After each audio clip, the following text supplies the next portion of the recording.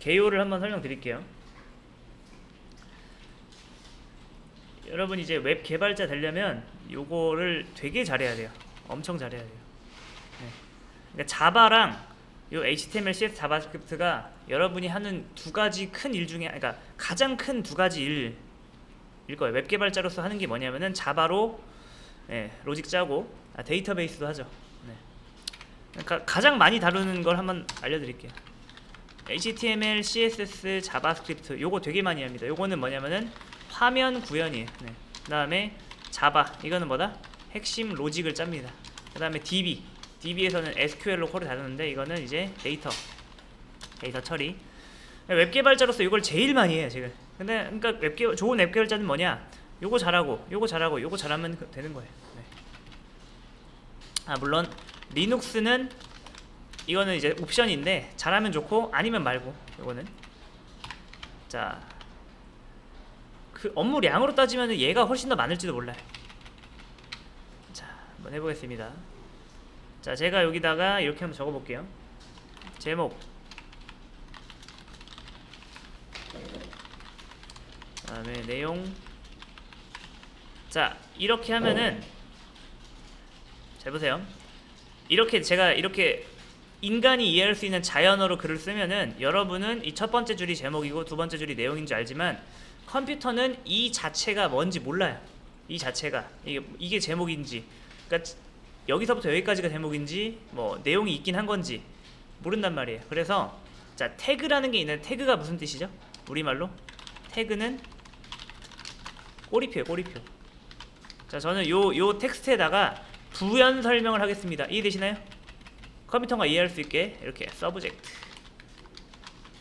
그 다음 요거는요 콘텐트. 자, 이렇게 하면은 이게 뭐가 된 거냐면은 요거는 여는 태그라고 하고 요걸 닫는 태그라고 합니다. 네, 요거. 자, 그리고 이 여는 태그 닫는 태그 합쳐서 이걸 엘리먼트라고 하는데 얘를 그러면 뭐라고 부르겠어요? 참고로 여기서의 주석은 좀 특이해요. 이게 주석 여는 거, 이게 주석 닫는 거, 이게 바로 뭐다? 서브젝트 엘리먼트입니다. 얘는 뭐예요? 콘텐트 엘리먼트예요. 자, 여기 엘리먼트가 두 개 있죠? 엘리먼트가 두 개인 거예요. 자, 이 상태에서 요 CSS는 뭐냐면은 오직 꾸며주는 역할만 하는 거예요. 여기다가 제가 중괄호를 열고 엔터 딱 치고서 컬러 레드. 자, 보시면은 지금 총 몇 명 있는 거예요? 3명 있는 겁니다. 엘리먼트 2개, 스타일리스트 1명. 얘네들을 영화배우라고 생각하세요. 지금 영화배우가 몇 명이에요? 1명, 2명. 그 다음에 스타일리스트가 1명. 근데 자, 누가 누구를 찾아가야 되죠? 배우가 스타일리스트를 찾아다니면서 스타일링을 받지 않고 누가 찾아가죠? 스타일리스트가 찾아가죠. 자, 서브젝트라고 하면은 이걸 검색어라고 하는 거예요. 자, 서브젝트라고 검색하면 몇 명이 검색되죠? 1명. 그쵸? 그러면은 이 스타일리스트가 누구한테 찾아간다? 얘한테 가는 거예요. 자, 그러면은 여러분 백그라운드 컬러 블루 해볼게요.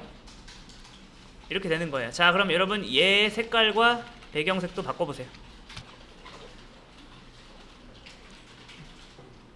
자, 계속 진행해 보겠습니다. 자, 근데 실제로 HTML에 서브젝트 콘텐트라는 태그는 존재하지 않아요. 그냥 제가 만든 거예요. 그리고 여러분 이렇게 쓰시면 안 돼요. 있는 거 써야 돼요. 자, 다 지우고 이제 div 내비 섹션 아티클. 자, 이걸 만들 때 div 탭 치면 되고요, 섹션 탭 치면 되고요, 아티클 탭, 내비 탭. 자, 요런 식으로 하시면 되겠습니다.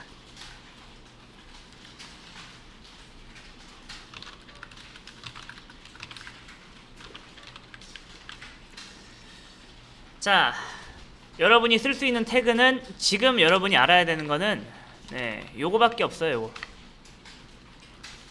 지금은 오늘 이제 1일차죠. div 섹션 아티클 내비, 얘네들은 이름만 다르지 성능은 똑같다고 보시면 됩니다. 그냥 여러분 그냥 어차피 이거를 제가 여기다가 다 해놨거든요. 지금 여러분 이거를 한 번에 이해하려 하지 말고 이거 워밍업이라 생각하세요. 요거를 여러분이 다 이제 해야 돼요. 자, 제가 이제 설명할 테니까 그냥 들으세요. 이거는. 자, 여러분이 쓸 수 있는 태그는 그냥 이거예요. 그리고 여러분 이거에 대해서 네, 궁금해하실 필요가 없어요. 이거는 그냥 똑같은 거예요. 그 다음에 요거는 요 A는 뭐냐면은 요겁니다. 자, 제가 안녕하세요. 저는 네이버 사용자입니다. 여기 보이시죠? 네.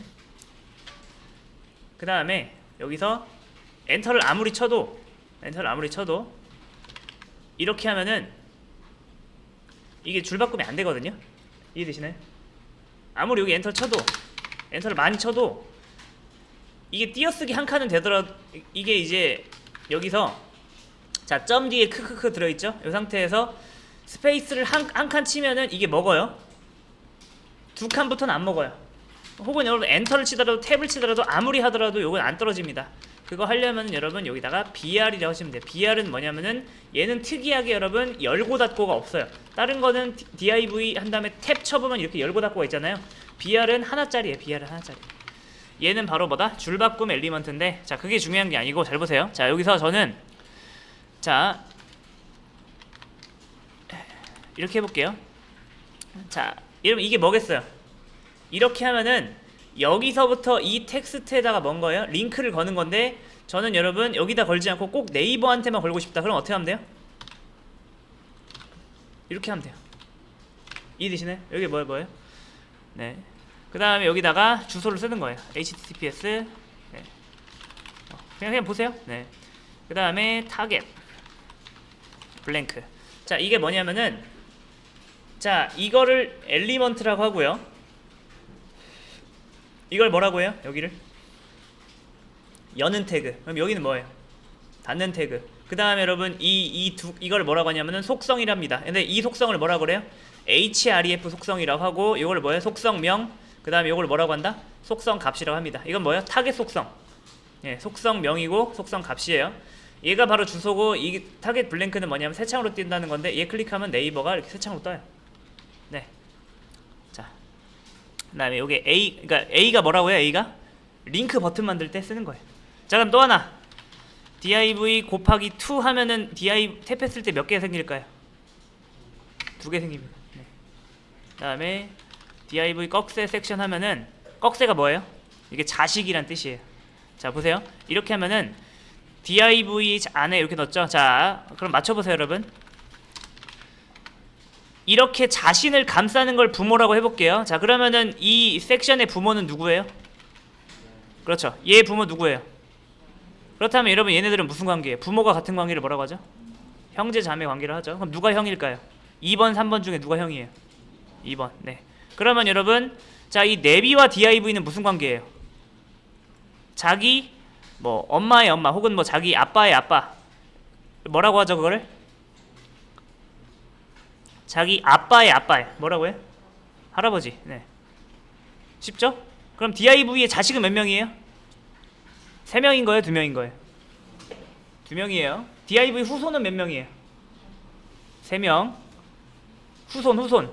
여러분 자식과 후손은 다른 거죠. 자식은 뭐라? 바로 밑에 단계만 자식이라는 거예요. 자, 이 랩이랑 이러면 이 섹션은 무슨 관계라고요?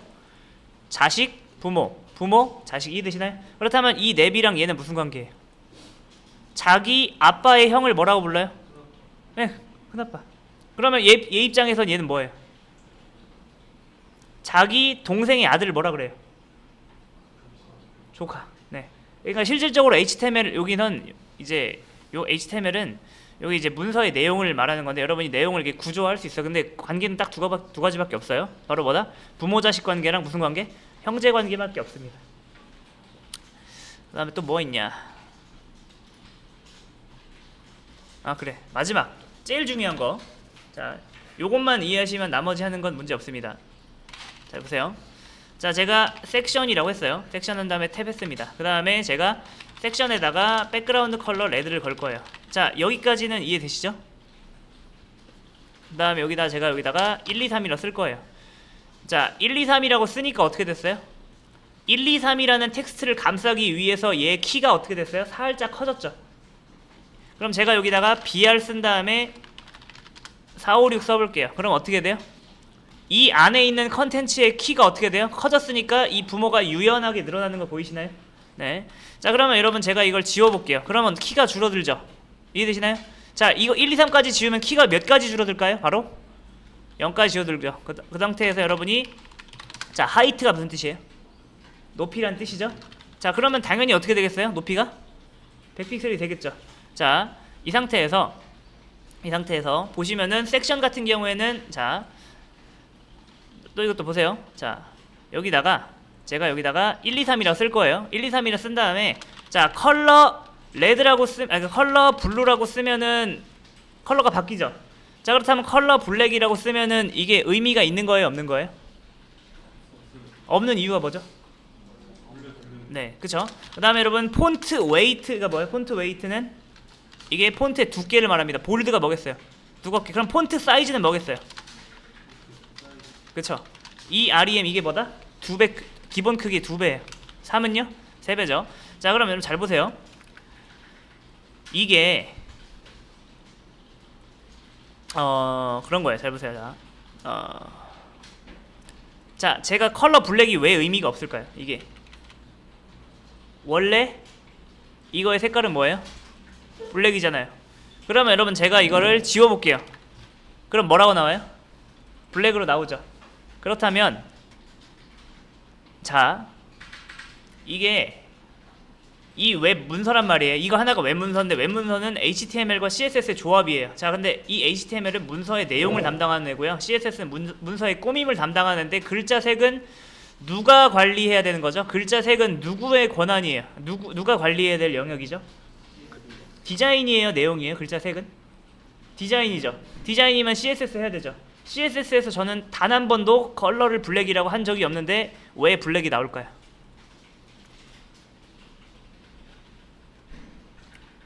다시 한번, 모든 디자인은 CSS 주관이고 컬러 색은 뭐예요? 당연히 CSS의 소관인데 CSS에서 뭐라 하지도 않는데 지가 지 맘대로 컬러 블랙을 타고 놨잖아요. 왜 그런 걸까요? 이거는 그거예요. 자, 여러분 얘를 배우라고 해볼게요. 자, 지금 배우가 몇 명 있는 거예요? 한 명이죠. 이렇게 하면 몇 명 있는 거예요? 2명이죠. 여기까지는 아시겠죠? 배우가 2명이에요. 자, 그런데 여러분 배우라는 게 완전 백지는 아니잖아요. 예를 들어서 얘가 이제 이번에 사극을 연기를 해요. 그러면은 이제 스타일리스트가 얘를 사극에 맞게 꾸며야겠죠. 근데 여러분 이 배우가 눈, 코, 입이 없는 게 아니죠. 눈, 코, 입은 있는데 이 스타일리스트가 그걸 어떻게 해요? 살짝 바꿔가지고, 그쵸? 좀 다르게 보이게 할 뿐입니다. 맞나요? 다시 한번, 여러분 지금 요 안에 스타일이 있는 거예요, 없는 거예요? 이미 존재해요. 이미 요 안에는 폰트 웨이트, 폰트 사이즈, 백그라운드 컬러, 높이, 너비 이런 수백 가지 속성이 이미 다 들어있고 여기서는 뭐 해주는 것 뿐이다? 그거를 바꿔주는 것 뿐입니다. 자, 그럼 여러분이 이런 공식이 나올 거예요. 자, 컬러 블랙이라고 했어요. 자, 컬러 블랙이라고 했는데 바뀌는 게 있어요, 없어요? 없죠. 없다는 건 뭘 의미해요, 그게? 섹션에는 이미 컬러 속성이 있고 기본값이 원래 뭐라는 거예요? 블랙이라는 겁니다. 자, 다시 한번, 제가 블루라고 했어요. 자, 근데 바뀌었어요, 안 바뀌었어요? 이거 했는데 바뀌었어요, 안 바뀌었어요? 바뀌었잖아요. 바뀌었다는 건 뭘 의미해요? 섹션이 컬러 원래 블루는 아니었다는 겁니다. 자, 똑같아요. 자, 이제부터 이제 오늘 이해할 디스플레이 블럭이 나옵니다. 자, 여러분 디스플레이 블럭을 했어요. 여러분 디스플레이가 뭔지 모르고 블럭이 뭔지 모르잖아요. 자, 그런데 블럭 했는데 변한 게 있어요, 없어요? 변한 게 없죠. 그렇다는 건 여러분이 뭘 할 수 있어요? 요 안에 디스플레이 블럭이 있는데 그거의 기본값이 그게 뭔지 모르겠지만 블럭이다. 그러다면 여러분 제가 여기다가 인라인 블럭이라 했습니다. 자, 인라인 블럭이 여러분 뭔지 잘 모르겠지만 네, 괜찮아요. 다만 그건 아셔야 돼요. 인라인 블럭 했는데 바뀌었어요, 안 바뀌었어요? 바뀌었죠. 바뀌었다는 건 섹션의 디스플레이는 원래 블럭이었고 인라인 블럭은 아니었다는 거죠. 여기까지 되시죠? 자, 지금부터 여러분이 실험을 해보셔야 되는데, 자, 제가 몇 가지만 알려드릴게요. 제가 본 바에 의하면 디스플레이 블럭이 되면 어떻게 돼요? 너비가 무조건 늘어나는 게 아니라 부모에 맞게 알아서 이렇게 늘어납니다. 맞나요? 이게 유연하게 늘어나고, 그 다음에 인라인 블럭 하면은 어떻게 되죠? 너비가 최대한으로 늘어나야 최소화되나요? 최소화되죠. 그 다음에 인라인 블럭 같은 경우에는 제가 이거를 지울게요. 지우면 여러분 이게 디스플레이 블럭이랑 차이가 있는 거예요, 없는 거예요? 없는 거죠. 아까 밝혀졌잖아요. 자, 그 다음에 너비를 100픽셀 했어요. 그럼 너비가 어떻게 되죠? 줄겠죠. 자, 근데 왜 안 올라가죠? 이렇게 하는 거예요. 아, 디스플레이 블럭이면 뭐다? 아무리 너비가 좁아도 어떻게 된다? 한 줄에 하나씩 나오고. 맞나요? 그러니까 우리가 경험적으로 알 수 있는 거잖아요. 인라인 블럭 했더니 뭐예요? 올라가잖아요. 그쵸? 그 다음에 얘 화면을 이렇게 줄여보면 어떻게 돼요? 이렇게 되죠. 아, 인라인 블럭은 최대한 옆으로 나오려고 하는 애고, 블럭은 뭐다? 그러니까 인라인 블럭의 방향은 가로고, 블럭의 방향은 뭐예요? 아, 세로구나. 그 다음에 여러분이 요 1, 2, 3을 요거를 지워보는 거예요. 이걸 1로 줄여봐요. 그럼 어떻게 되죠? 너비가 줄어들진 않네요. 그쵸? 그 다음에 제가 너비를 빼볼게요. 너비를 빼보면 너비가 어떻게 되죠? 이렇게 되고요. 자, 그 다음에 인라인 블럭을 해보겠습니다. 그럼 어떻게 돼요? 아, 인라인 블럭을 준 상태에서 너비를 딱히 안 주면은 너비가 최소한으로 줄어드는 거나, 그러면 여러분 이거 제가 1도 지우면 어떻게 될까요?